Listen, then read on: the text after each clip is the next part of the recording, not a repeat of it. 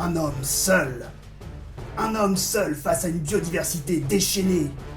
Un héros dont la systématique a besoin pour comprendre le monde de Burgess. Un monstre dans un...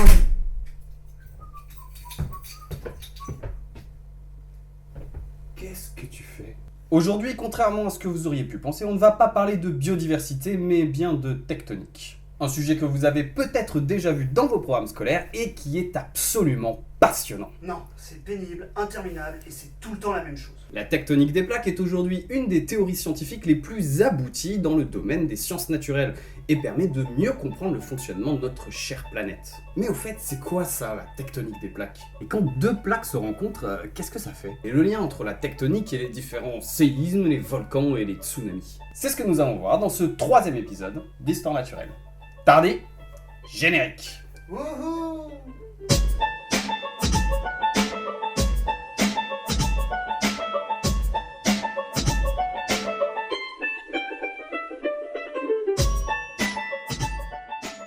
Alors, en tout premier lieu, qu'est-ce que la tectonique ? Ça je sais. Si tu me parles de musique, je te préviens, tu sors de suite et je fais l'émission tout seul. Ok, sujet sensible. Le mot tectonique vient du grec ancien tecton qui veut dire constructeur ou bâtisseur. La tectonique est en fait l'étude des grandes formations géologiques comme les montagnes ou les bassins sédimentaires. Et la tectonique des plaques, c'est tout simplement l'étude des pièces du puzzle qui composent notre croûte terrestre. Car la croûte terrestre n'est pas faite d'un seul et unique tenant. La surface de notre planète est en effet morcelée en plusieurs morceaux, petits ou grands, un peu à l'image d'une coquille d'un œuf qu'on aurait brisé. Et c'est l'étude de la composition et des déplacements de ces morceaux, ou plaques, qu'on appelle la tectonique des plaques. Car oui, ces plaques se déplacent, et ce grâce au mouvement de circulation du manteau terrestre. Et pour bien comprendre le phénomène, je vais demander à Tardy de faire une parenthèse physique. En raison des conditions de température et de pression qui sont très élevées, le manteau est composé de roches solides, certes, mais déformables. Mais ce manteau n'a pas la même température partout. Plus on se rapproche du centre de la Terre, plus il est chaud, et à l'inverse, plus on se rapproche de la surface, plus il est froid. Or, le manteau chaud est moins dense que le manteau froid. Celui-ci a donc tendance à remonter vers la surface quand le manteau froid, lui, descend. Il se crée alors un cycle permanent dans lequel le manteau chaud se refroidit, descend, puis se réchauffe, et ainsi de suite. Par ce mouvement appelé convection, le manteau agit comme un tapis roulant sur lequel les plaques vont se déplacer au fur et à mesure du temps. Les plaques tectoniques se déplacent donc de quelques centimètres par an, et ce grâce au mouvement de convection du manteau. Et on appelle ce phénomène la dérive des continents. Alors dans cette vidéo, nous ne parlerons pas de la dérive des continents à travers les âges, parce qu'il y a beaucoup de choses à dire et que ce serait un petit peu long. C'est la raison pour laquelle nous avons décidé de diviser cette thématique en 2 épisodes, le premier étant sur la tectonique des plaques, et le deuxième sur la dérive des continents. Aujourd'hui, on ne parlera donc que de tectonique actuelle, et ce afin de bien comprendre le phénomène. Mais ne vous inquiétez pas, la deuxième partie consacrée à la dérive des continents arrivera très bientôt. Oui, enfin bon, il y aura de la bio entre temps quand même, parce qu'il faudrait pas pousser mémé dans les urticas. Non latin ? Vraiment ? Bah, je vois pas pourquoi j'aurais pas le droit. Tu fais le malin depuis le début avec tes mots grecs, je vois pas pourquoi je ne pourrais pas faire pareil avec mes mots latins. Bref, revenons à notre théorie de la tectonique des plaques. Elle est aujourd'hui admise par l'ensemble de la communauté scientifique, et ce parce qu'elle permet d'expliquer un très grand nombre de phénomènes comme la création des montagnes et pourquoi les séismes et d'où viennent les volcans. Car les plaques tectoniques se déplacent, oui, mais pas toutes dans la même direction. Le manteau terrestre ne tourne pas de manière uniforme à chaque endroit de la planète, et si certaines zones tournent dans un sens, d'autres tournent dans l'autre. Sinon ce serait pas drôle. Du coup, parfois, les plaques se rencontrent. Et ça se fait pas toujours dans la douceur. Alors concrètement, que se passe-t-il au niveau de la frontière entre les différentes plaques ? Eh ben, ça dépend des plaques. Et pour bien comprendre le phénomène, je vais demander à Tardy de faire une parenthèse géologie. Oh non. Oh si. Bon, la croûte qui compose les plaques tectoniques peut accueillir soit un continent, soit un océan. On parle alors de croûte continentale ou de croûte océanique. Mais quand on parle des plaques, on prend en compte la croûte, plus une partie du manteau qui se trouve en dessous et qui est rigide, contrairement au reste du manteau terrestre qui lui est déformable. On parle alors de lithosphère océanique ou de lithosphère continentale. La lithosphère océanique est dense et fine, environ 80 km d'épaisseur, dont 10 km de croûte, et la lithosphère continentale, elle, est moins dense mais plus épaisse, de 150 à 200 km, dont 30 km de croûte. Cela ne paraît pas très épais comme ça, mais à titre de comparaison, le forage le plus profond du monde, le forage russe SG3, a péniblement atteint les 12 km de profondeur. Les croûtes continentales et océaniques n'ont donc pas la même composition, pas la même épaisseur. Du coup, les zones de contact et les types de contact vont beaucoup varier en fonction de la nature de ces croûtes. Concrètement, il existe 3 types de contacts entre les plaques, et le premier qu'on va voir, c'est l'extension. L'extension correspond à l'éloignement de 2 plaques l'une par rapport à l'autre. Comme les plaques s'éloignent en permanence et qu'il faut bien combler le vide, le magma remonte progressivement à la surface et forme une petite chaîne volcanique sous-marine, qu'on appelle dorsale océanique. Désolé, Polar Bear, notre amour est impossible. Tu n'as pas le droit de me quitter, je t'aime. Un des exemples les plus représentatifs de l'extension est celui de l'éloignement entre la plaque sud-américaine et la plaque africaine. Éloignement qui s'est initié il y a environ 150 millions d'années. Au niveau de cette dorsale, dans ce cas la dorsale atlantique, le magma remonte perpétuellement, se refroidit, vient enrichir les 2 croûtes qui continuent à s'éloigner, etc., etc. Et ce phénomène, ce n'est rien d'autre que la création perpétuelle de planchers océaniques. De fonds marins en gros. Lorsqu'une extension commence à se former au sein d'une plaque continentale, on appelle cela un rift, et ça fonctionne un peu de la même manière. Sauf que dans ces cas-là, le plateau continental qui est posé sur la frontière entre les 2 plaques va peu à peu s'enfoncer en formant des escaliers et des failles assez typiques qu'on appelle des failles normales. Cet écartement se prolongera jusqu'à ce qu'un océan puisse se former par infiltration ou par engouffrement dans le rift. Et à ce moment-là, la frontière se comportera comme une dorsale océanique. Je gravirai les montagnes pour te retrouver, rien ne m'arrêtera. Non, Paul, ne fais pas ça. Attention! Mais qu'est-ce qui se passe? Un exemple de ce phénomène est aujourd'hui observable au niveau du rift est-africain, où la plaque somalienne s'écarte progressivement de la plaque africaine. Et c'est tout. Pour l'extension, c'est tout. Pas très compliqué en fait. Bon, quand les plaques s'éloignent, c'est simple. Mais quand elles se rencontrent, là, c'est un peu plus compliqué. Lorsque 2 plaques se rencontrent frontalement, il peut se passer plusieurs phénomènes qui varient en fonction de la composition de ces plaques. Mais concrètement, à la base, ça se passe quand même un peu de la même manière. En fait, dans tous les cas, quand 2 plaques se rencontrent frontalement, la plus dense va plonger sous la moins dense. La plaque plongeante va donc s'enfoncer progressivement dans le manteau terrestre, et ce jusqu'à ce qu'elle s'y consume entièrement. Ce phénomène, on l'appelle subduction, et les failles qui sont typiques de cette zone de contact, ce sont les failles inverses. Pour faire court, il existe 3 types de subduction qui correspondent aux 3 possibilités de contact entre les plaques.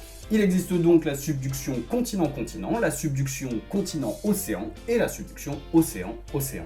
Bref, commençons tout de suite par le premier cas de subduction, la subduction continent-continent. On appelle ça plus communément une collision. Dans le cadre d'une collision, la plaque la plus dense va bel et bien plonger sous la plaque la moins dense. Mais souvenez-vous que la lithosphère est composée de croûtes et de manteaux supérieurs. Si le manteau supérieur plonge bien sous la plaque d'en face, la croûte, elle, du fait de sa densité et de son épaisseur, ne plonge généralement pas avec le reste de la lithosphère et va se contenter de rentrer dans l'arc de la croûte d'en face. Si je ne peux pas t'avoir, personne ne t'aura chargé. Non, Paul, ne fais pas ça. Et c'est ce contact, ou collision, qui va entraîner la création d'une grande chaîne de montagnes. C'est par exemple le cas entre la plaque indienne et la plaque eurasienne, et la formation de la chaîne de l'Himalaya. Notons que la plaque indienne n'a pas fini son chemin et continue de s'enfoncer à l'heure actuelle dans la plaque eurasienne, ce qui fait que de temps en temps, une des failles inverses présentes dans la zone craque d'un coup sec, provoquant un énorme séisme, comme celui qui a dévasté le Népal en 2015. Bref, passons au deuxième cas de figure de subduction, la subduction continent-océan. Dans ce cas-là, il n'y a pas trop de suspense, c'est la plaque océanique, moins épaisse et plus dense, qui va plonger sous la plaque continentale. Mais comme elle ne veut pas non plus se faire engloutir sans contrepartie par la grosse plaque continentale, elle lui laisse un petit cadeau, bien sale comme il faut, le volcanisme de subduction. Et pour bien comprendre le phénomène, Tardif va très gentiment nous faire une petite parenthèse chimie. Après des millions d'années à supporter un océan au-dessus d'elle, la croûte océanique s'est énormément hydratée. Les minéraux qui composent la croûte vont donc, au fur et à mesure de leur enfoncement dans le manteau, devenir instables et se débarrasser de leur eau. Cette eau libérée va alors remonter vers la surface. Or, l'eau possède une propriété. Elle fait baisser la température de fusion de certaines roches comme la péridotite. En d'autres termes, en présence d'eau, certaines roches solides vont se transformer en magma, même si la température et la pression restent les mêmes. En remontant vers la surface, l'eau va ainsi permettre à une partie des roches de se changer en magma tout le long de son trajet. Ce magma va ensuite remonter à la surface, entraînant un volcanisme tout le long de la zone de subduction. Ce type de subduction est par exemple typique du contact entre la plaque sud-américaine et la plaque de Nazca, qui porte une partie de l'océan Pacifique. La cordillère des Andes, contrairement à la chaîne de l'Himalaya, est donc une chaîne volcanique. Chaîne qui fonctionne toujours à l'heure actuelle avec de nombreuses éruptions. La zone est également sujette au séisme, puisque même hydratée, la plaque de Nazca ne s'enfonce pas très facilement sous la plaque sud-américaine. À titre d'exemple, le séisme de Valdivia en 1960 reste à ce jour le séisme le plus violent jamais enregistré. 9,5 sur l'échelle de Richter. Ça fait beaucoup. Enfin, troisième type de subduction, la subduction océan-océan. Dans ce cas encore, la plaque la plus dense va plonger sous la plaque la moins dense. Mais contrairement à une plaque de type continental, la plaque océanique ne va pas prendre les choses de manière stoïque. Celle-ci va en fait plier sous le choc de la plaque plongeante et va en quelque sorte se plonger avec elle. Cela va provoquer une extension de la dite plaque qui va s'étirer puis craquer à l'arrière de la zone de contact. Ce craquement va entraîner l'ouverture de failles qui va permettre la remontée du magma et ainsi créer une grande zone de volcanisme. Il en résulte la formation de fosses extrêmement profondes au niveau de la zone de contact et un volcanisme très intense à l'arrière de cette zone. Et c'est notamment ce qui se passe au large de l'Asie, zone de subduction entre la plaque pacifique d'un côté et les plaques philippines et australiennes de l'autre. C'est d'ailleurs là qu'on trouve la fosse la plus profonde du monde, la fosse des Mariannes, qui descend à plus de 11 000 mètres de profondeur. À titre de comparaison, c'est l'équivalent de 34 tours Eiffel mises bout à bout. Et voilà, c'est enfin terminé pour les zones de subduction. Concrètement, c'est toujours le même mécanisme, c'est simplement la nature des croûtes en présence qui va différencier les phénomènes. Voilà, alors c'est enfin fini, on va parler de bio. Donc je vous ai préparé un petit exposé sur les orties, vous m'en direz des nouvelles. Donc les orties font partie de la famille... Oh On n'a pas fini là. On a encore une zone de contact à voir. Même les orties... Si la composition des plaques influe sur les zones de contact, l'angle avec lequel les deux plaques se rencontrent est lui aussi extrêmement important. Et il arrive que deux plaques voisines aillent dans la même direction, mais pas tout à fait à la même vitesse, ou bien qu'elles aillent dans des directions diamétralement opposées. Dans cette situation, il se crée un phénomène de friction entre les deux plaques, phénomène que l'on nomme le décrochement. Ces types de contacts n'entraînent généralement pas de volcanisme. Par contre, ils peuvent entraîner de très violents séismes. En effet, les deux plaques entrent généralement en résistance l'une par rapport à l'autre et exercent une très forte pression. Mais inévitablement, une faille finit par se créer et craquer brusquement, ce qui va provoquer des énormes déplacements allant parfois jusqu'à plusieurs mètres. Dans le cadre d'un décrochement, on parle tout simplement de faille décrochante. Paul, il vaut mieux qu'on reste amis. Ah oui, tu as raison, je crois aussi. À bientôt. Oui, dans 200 millions d'années. Alors évidemment, la plaque entière ne se déplace jamais d'un bloc. Elle y va toujours par à-coups en suivant les petites failles qui se forment le long de la frontière. Et c'est ce qui se passe par exemple en Californie, où un énorme ensemble de failles de 1300 km de long craque régulièrement, provoquant de très violents séismes. Cet ensemble de failles porte le nom de faille de San Andreas et marque en fait la limite entre la plaque nord-américaine et la plaque pacifique. Donc oui, techniquement, une partie de la Californie se trouve sur la plaque pacifique, et pas sur la plaque nord-américaine. Et voilà pour la troisième et dernière zone de contact entre les plaques. Or concrètement, les plaques se déplacent, se percutent, se rencontrent, et ça rentre dans un... Mais qu'est-ce que tu fais ? Vous aurez peut-être noté que les zones dont on a parlé dans nos trois derniers exemples forment une sorte de démarcation entre l'océan Pacifique d'une part et les continents américains, asiatiques et océaniens d'autre part. Et ce n'est pas dû au hasard. Cette zone est appelée la ceinture de feu du Pacifique et elle comprend les 3/4 des volcans émergés du globe, 90% des séismes qui arrivent sur Terre et la quasi-totalité des tsunamis. Car oui, les tsunamis sont bel et bien causés par la tectonique des plaques. Et pour bien comprendre le phénomène, Je vais demander à Tardy de faire une petite parenthèse physique. Gna gna gna, parenthèse physique, gna gna gna, parenthèse chimique. Le craquement d'une faille dans le plancher océanique peut en effet provoquer un brusque mouvement de la masse d'eau qui se trouve au-dessus.